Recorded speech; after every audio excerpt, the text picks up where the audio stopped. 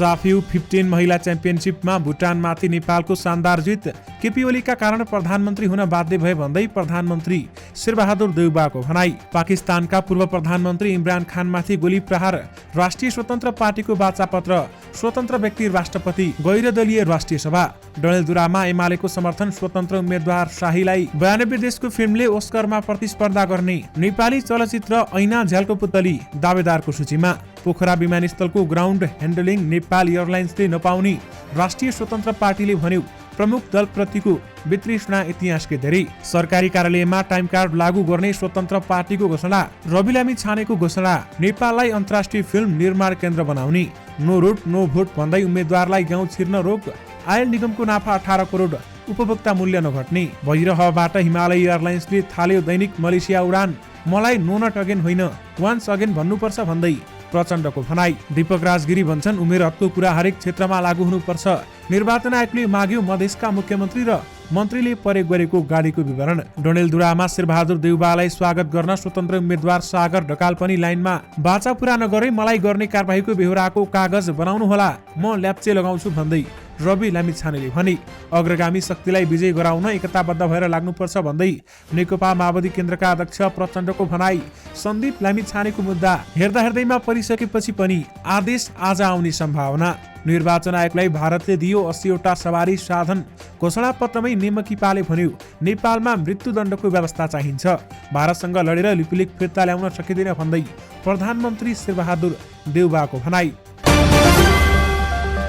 दर्शकवृन्द नमस्कार, तपाईहरुलाई फेरि पनि स्वागत छ हाम्रो च्यानल स्मार्ट खबरमा। म आरण्य उपाने। आज मिति विक्रम सम्वत 2079 साल कार्तिक 18 गते शुक्रबार, ईस्वी सम्वत 2022 नोभेम्बर 4 तारिक। दैनिकी जस्तै आजका पनि मुख्य समाचारहरू लिएर उपस्थित भइसकेका छौं। हाम्रो मेहनतका लागि तपाईहरुले यो भिडियोलाई एउटा सानो लाइक अवश्य गर्नुहोला।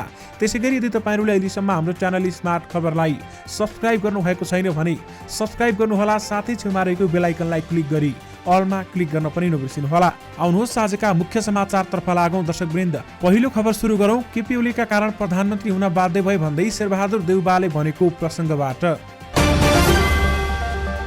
प्रधानमन्त्री शेरबहादुर देउबाले केपी शर्मा ओलीका असंवैधानिक गतिविधिका कारण आफू प्रधानमन्त्री हुन बाध्य भएको बताएका छन्।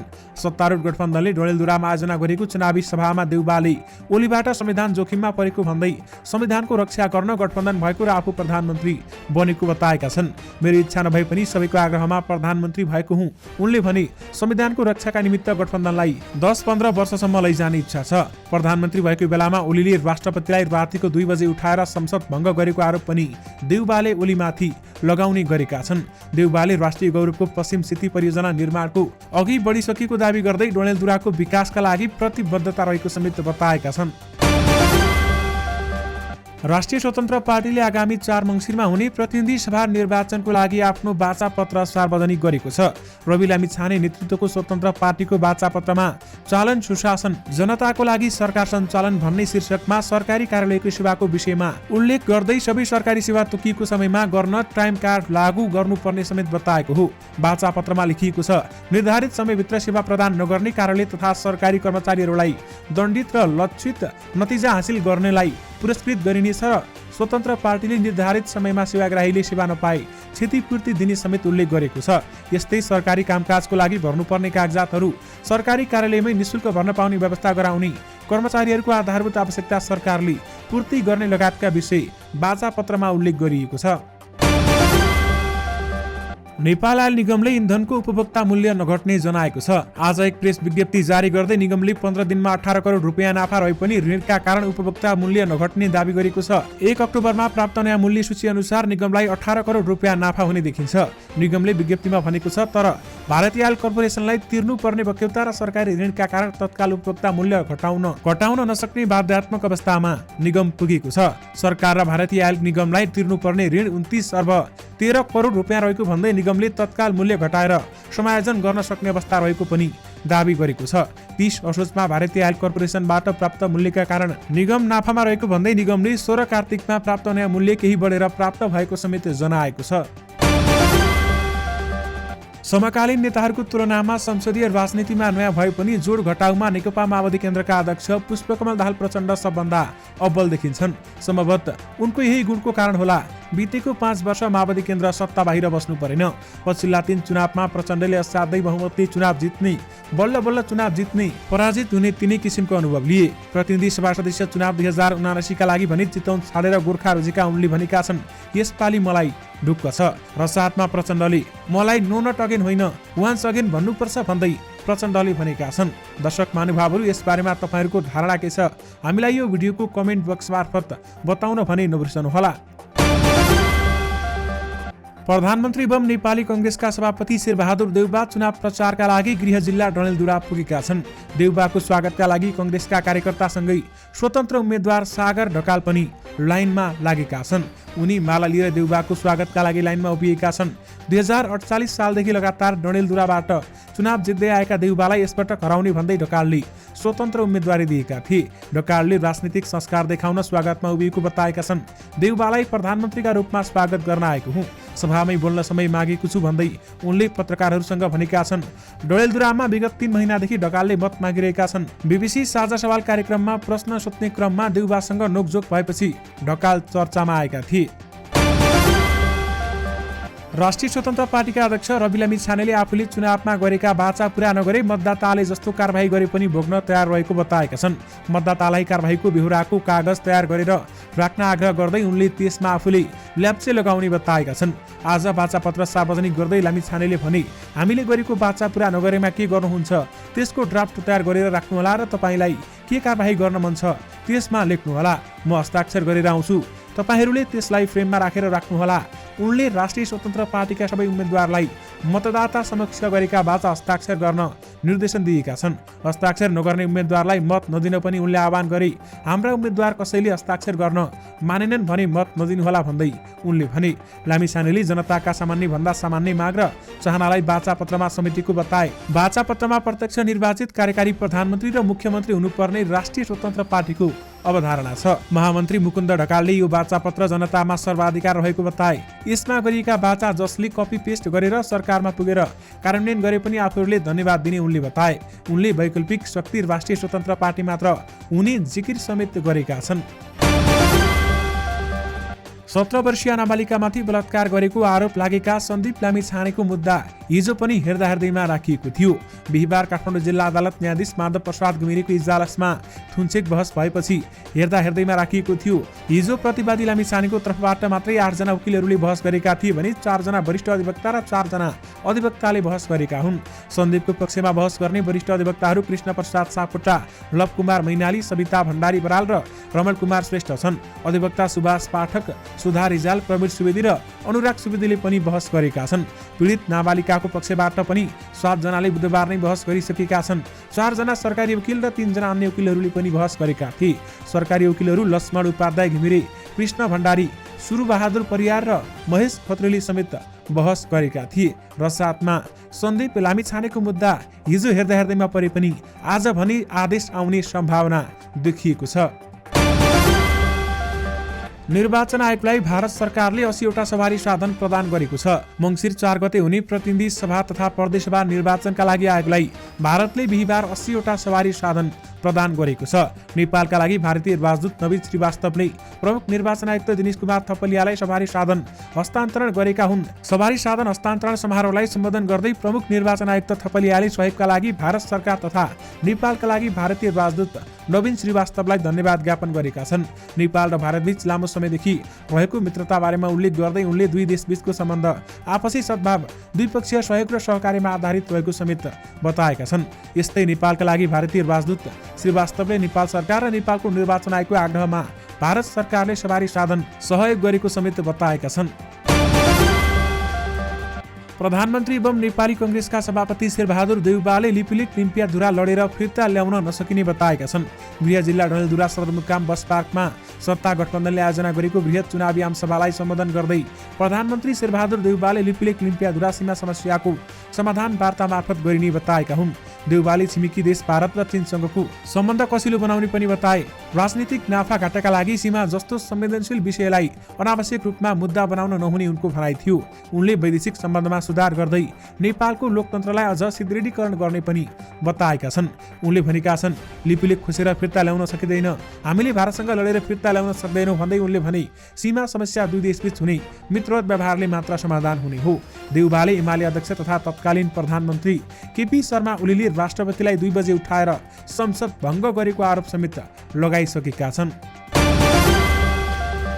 पाकिस्तानका पूर्व प्रधानमन्त्री इमरान खानमाथि गोली प्रहार भएको छ। गोली लागेर उनी घाइते भएका छन्। गुजरावालाको अल्लाहवाला चोक नजिकै उनीमाथि गोली प्रहार भएको हो। र्यालीमा रहेका उनी सवार कन्टेनरमा आक्रमणकारीले 3-4 राउन्ड गोली हानेका थिए। पाकिस्तान तहरिक ए इन्साफका महासचिव असद उमरका अनुसार खानलाई खुट्टामा गोली लागेको छ र उनलाई उपचारका लागि लाहोर पठाइएको छ। घटनामा अरू 3-4 जना पनि घाइते भएका पाकिस्तानी सञ्चार माध्यमले जनाएका छन् र घाइते हुनेमा पाकिस्तान तहरिक ए इन्साफका नेता फैसल जावेद पनि रहेका छन्। गोली हान्ने एकजना व्यक्तिलाई पक्राउ गरिएको पाकिस्तानी प्रहरीले बताएको छ। पोखरा अन्तर्राष्ट्रिय विमानस्थलको ग्राउन्ड ह्यान्डलिङ सेवा सोझै नेपाल वायुसेना निगम नेपाल एयरलाइन्सले नपाउने भएको छ। नेपाल नागरिक उड्डयन प्राधिकरणले पोखराको ग्राउन्ड ह्यान्डलिङ आफैले गर्ने बताएको छ। त्रिभुवन अन्तर्राष्ट्रिय विमानस्थलमा ग्राउन्ड ह्यान्डलिङ सेवा वायुसेना निगमले दिइरहेको छ। गौतम बुद्ध अन्तर्राष्ट्रिय विमानस्थलमा पनि अहिलेसम्म निगम नै यो काम गरिरहेको छ। अब पोखरा विमानस्थल चलाउने तयारी हुँदै गर्दा प्राधिकरणले फरक किसिमबाट अघि बढ्ने बताएको छ। प्राधिकरणका महानिर्देशक प्रदीप अधिकारीका अनुसार ग्राउन्ड ह्यान्डलिङका धेरै विवाद भएसँगै अब प्राधिकरण आफैले यस्तो सेवा चलाउने निर्णय भएको हो। यो प्राधिकरण आफैले चलाउँछ वा प्रतिस्पर्धामा निर्णय हुन्छ भन्दै उनले भनेका छन्। गौतम बुद्ध अन्तर्राष्ट्रिय विमानस्थलमा समेत प्रतिस्पर्धाका आधारमा यस्तो सेवा दिने बारेमा निर्णय हुने उनले जानकारी दिएका छन्। राष्ट्रिय स्वतन्त्र पार्टीले नेपाललाई अन्तर्राष्ट्रिय फिल्म निर्माण केन्द्रको रूपमा स्थापित गर्ने घोषणा गरेको छ। काठमाडौँमा सार्वजनिक गरिएको चुनावी वाचा पत्रमा उक्त पार्टीले यस्तो घोषणा गरेको हो। नेपाललाई अन्तर्राष्ट्रिय फिल्म निर्माण केन्द्रको रूपमा स्थापित गर्न सरकारी दर्ता सेवा शून्य शुल्कको प्रावधान राखेर प्रक्रियालाई एकद्वार प्रणालीमा ल्याइनेछ भन्दै वाचा पत्रमा उल्लेख गरिएको छ। साथै प्रदेशमा सांस्कृतिक केन्द्रहरूमा स्थापना गरी नयाँ पुस्तालाई त्यसको महत्त्व र संरक्षणमा सहभागी हुन प्रोत्साहित गर्ने समेत उल्लेख गरिएको छ। यसअघि प्रमुख दलहरू कांग्रेस, एमाले र माओवादी केन्द्रले पनि कला, साहित्य, संस्कृति, सङ्गीत र फिल्मलाई पनि चुनावी घोषणापत्रमा समेटेका छन्। हिमालय एयरलाइन्सले गौतम बुद्ध अन्तर्राष्ट्रिय विमानस्थलबाट व्यावसायिक उडान थालेको छ। हिमालय जजिरा एयरबेसपछि गौतम बुद्ध अन्तर्राष्ट्रिय विमानस्थलमा व्यावसायिक उडान गर्ने दोस्रो कम्पनी बनेको छ। बिहिबार मलेसियाको क्वालालम्पुर विमानस्थलबाट भएर अवतरण गरेको हिमालय एयरलाइन्सको P320 जहाज बिहिबार क्वालालम्पुरका लागि उडेको थियो। हिमालयले मलेसिया पठाउने अधिकांश यात्रुहरूलाई काठमाडौँबाट भैरवा ल्याएको थियो। 135 यात्रुलाई गौतम बुद्ध अन्तर्राष्ट्रिय विमानस्थलबाट क्वालालम्पुर पठाइएको हो। हिमालय एयरलाइन्सका उपाध्यक्ष विजय श्रेष्ठका अनुसार अहिले दैनिक चार्टर उडान थालिएको छ। यो परीक्षण सफल भएमा हामीले शेड्युल उडान थाल्ने जानकारी दिएका छन् र चार्टर भए पनि दैनिक रूपमा नियमित दरकै भाडामा हिमालयले भैरवाबाट उडान भर्नेछ भन्दै बताइएको छ।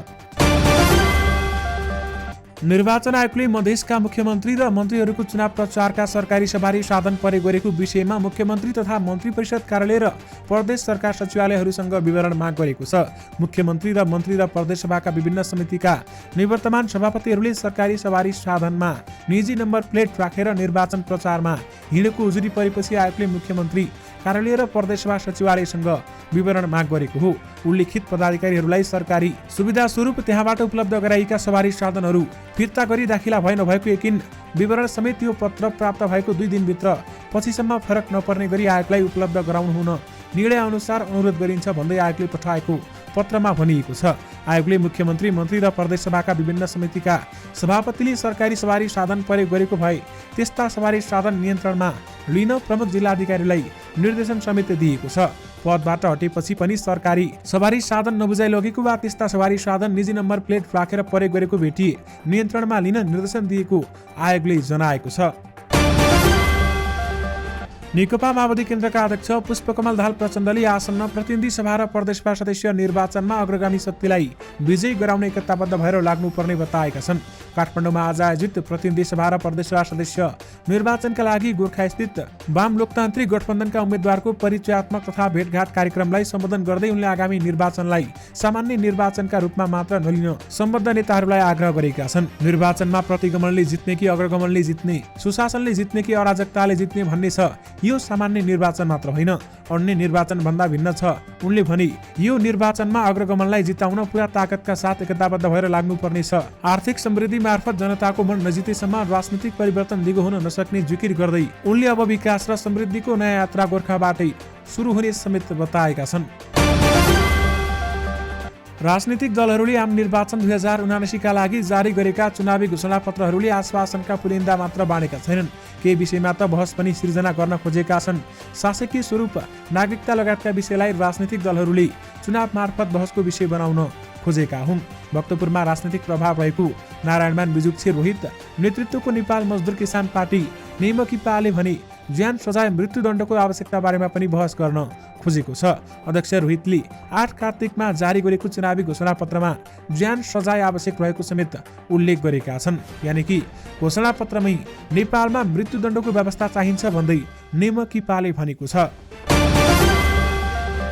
यस वर्ष ओस्कारको अवार्डमा अन्तर्राष्ट्रिय फिचर विधा मार्फत 92 देशका फिल्मले प्रतिस्पर्धा गर्ने भएका छन्। आवेदन दिन पाउने म्याद बिहिबार सकिसकेको छ भने प्राप्त फिल्म मध्येबाट the academy of arts and साइन्सेसले डिसेम्बर 21 अन्तिम 15 को सूचीमा तयार गर्नेछ। त्यसैगरी मनोनयन भने घोषणा जनवरी 24 मा हुनेछ। ओस्कार समारोह मार्च 12 मा हुनेछ। सन् 2020 मा कुल 93 मुलुकका फिल्मले भाग लिएका थिए र त्यो रेकर्ड पनि थियो। प्राप्त 92 फिल्म ओस्कारद्वारा गठित 11 जनाको समूहलाई पठाइएको छ। यो कमिटीले फिल्म हेरेर मनोनयन तय गर्नेछ। नेपालबाट यसपटक ऐना झ्यालको पुतली ओस्कारमा सिफारिस भएको छ भने निर्माता रामकृष्ण पोखरेल ओस्कार समारोह हुने अमेरिकाको लस एन्जलसमै रहेर ओस्कार मतदाता समक्ष माहौल बनाउन प्रयास गरिरहेका छन्। यानि कि 92 देशका फिल्मले ओस्कार प्रतिस्पर्धा गर्ने भएका छन् भने नेपालको ऐना झ्यालको पुतली दावेदारको सूचीमा परेको बताइएको छ।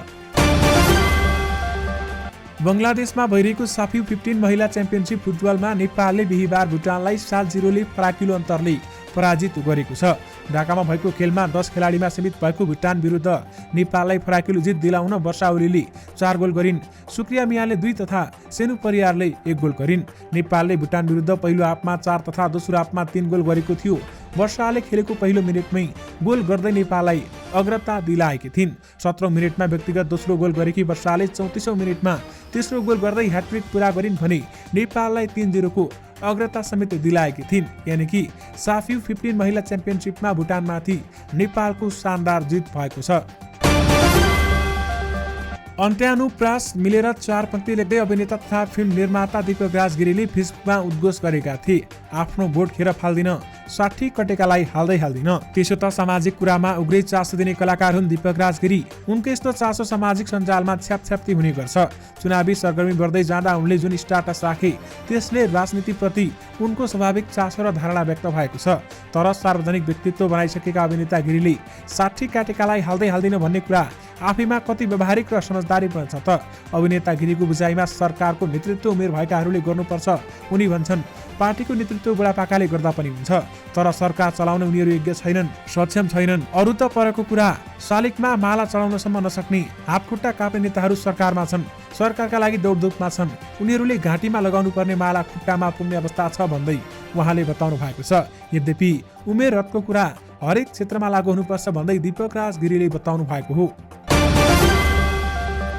राष्ट्रिय स्वतन्त्र पार्टीले अहिले प्रमुख राजनीतिक दल प्रतिको वितृष्णा इतिहाससम्मकी सबैभन्दा धेरै भएको दावी गरेको छ। सार्वजनिक पार्टीको घोषणापत्रमा राष्ट्रिय स्वतन्त्र पार्टीले नेकपा एमाले, नेपाली कांग्रेस, नेकपा माओवादी केन्द्र र नेकपा एकीकृत समाजवादीलाई एउटै समूहमा राखेको छ। फरक फरक सिद्धान्त र बात पछ्याउने भनिए पनि व्यवहारत यी कुनै पनि दल अर्को भन्दा फरक नदेखिएको भन्दै स्वतन्त्र पार्टीले यी दललाई एउटै समूहमा राखेको छ। व्यवहारत पार्टीभित्र वा सत्ता सञ्चालन लोकतान्त्रिक नभएको पार्टी सत्तामा सीमित शीर्ष नेताहरूको नियन्त्रण रहेको, राजनीतिक पदहरूमा नियुक्त र टिकट वितरण लोकतान्त्रिक नभएको उल्लेख गरिएको बताइएको छ।